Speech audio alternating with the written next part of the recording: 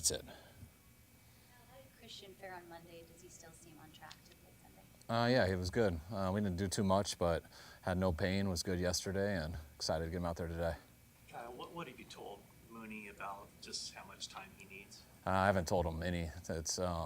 We haven't even got there yet. I know they're having the service, I believe, this Friday for Amani. I know he's out in Dallas right now, and we're on his time with that. So just whenever he's getting close to ready.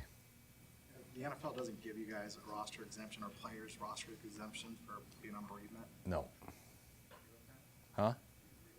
No.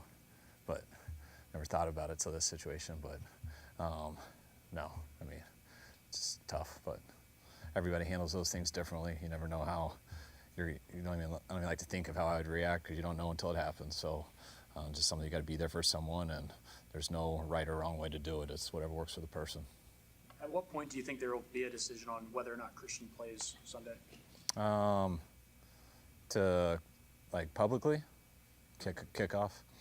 What about in your mind? What do you need to see from him, or what does he need to tell you? That he's just Christian McCaffrey, and he's not hurting.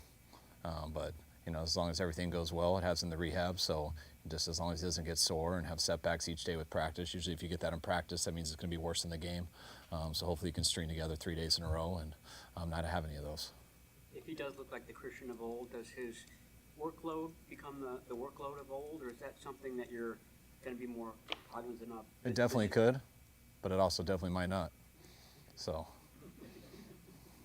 But let me just follow that up. I mean, he did have a heavy workload last year. Yeah. Is there any thought that the issues that he's dealing with now are related to the 20 games that he played a year ago? I don't believe that. I don't think he believes that. I think things happen to a body. I think they happen in the off season, but I don't think that really has to do with numbers. When a guy's healthy and good, they're usually good. But we got to see where his conditioning's at, how he is. I know he's conditioned as well as he can be, but how his football conditioning is and stuff. But usually I don't chalk up to numbers one year to affect the injury the next year. When you're making a game plan, do you have to make one with Christian and one without Christian? You got to do it like always. I mean, you got to be ready for. Guys have different traits. So whether a guy's going 10 plays, 30, or all plays, or whether he gets hurt in the first series, or whether he gets sick before the game, it's the same as always. Difference with different players. I guess people have gotten conditioned to you guys making a significant move at the trade deadline. That happened this year. What was, I guess, your and John's thought process as far as not making a huge move? I think it was the same as every year. There's just, we don't just make a huge move because we want to. We think it's something that can help and not hurt you for the future. And you got to you got to weigh those risks every year. And a few good things have popped up that we thought were worth the risks in past years. We didn't see anything this year. That was a huge risk, but we do feel like we helped our team with the things that we did do. Had Gibson on the practice squad last year. It was 2 years ago. Put him in the lineup, and then he never came out. What do you look for this time around? Just want to see where he's at. With him having the suspension and then him being with Jacksonville, he's always someone we were looking to in the offseason to bring here. And then he ended up getting with Jacksonville, and we're glad that he's not there. We knew as soon as that wouldn't be the case, we wanted to get him here if it worked out for him. With some of the injuries that we have, it was awesome to be able to get him and be available for our practice squad. And we'll get to see him practice this week, and we'll play from there. Since you've been here, your teams have won 70% of the games after the bye. Is there anything that you do during the bye or that you do to prepare yourself or your team post-bye? No. I think, you'd like to think you get better the more you practice and the farther you go. You also like to think other teams do that too. So I always like to feel we're going to be better I like to feel we're better the following week always. But our first year we started 0-9, and finished 6-10, so I think that helps a little bit. But all the years after our second year, I think we've had good teams, and so we've had good records, and and they've come pretty early too. You guys have played, I think, 4 teams that are coming off a bye this week, and in the schedule as far as rest differential, everything doesn't work in your favor. This week is an exception. Obviously, Tampa had to play. Did you watch the game and are you like, sweet, they're going to overtime? Yeah, definitely. I was hoping the rules would change and they could go to double overtime. That's always stuff that I mean, it can be advantage, but I've done it enough that you think it's an advantage and it's a disadvantage. I've been in times where you think the bye week is the rest you need, and you feel rested and stuff, but you just got out of your groove a little bit and you're a little rusty, where teams that are going every single week are kind of in their groove.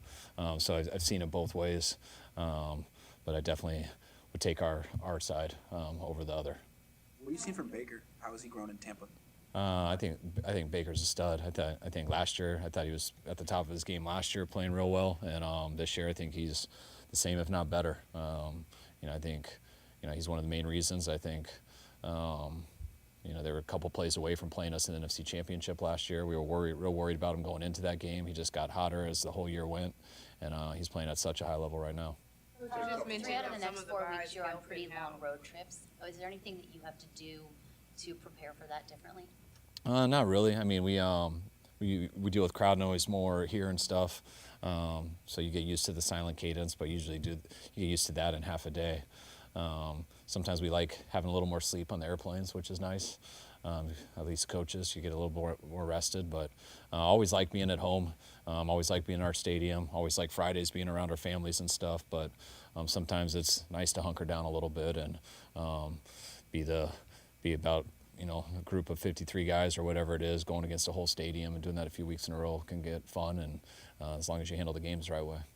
Coach, you just mentioned how sometimes the bye helps, sometimes it doesn't. Just your comprehensive look on what you've seen from your team as a whole, knowing that you guys were taking some hits early in the season. When they came back on Monday, how did you feel like you guys looked after the bye?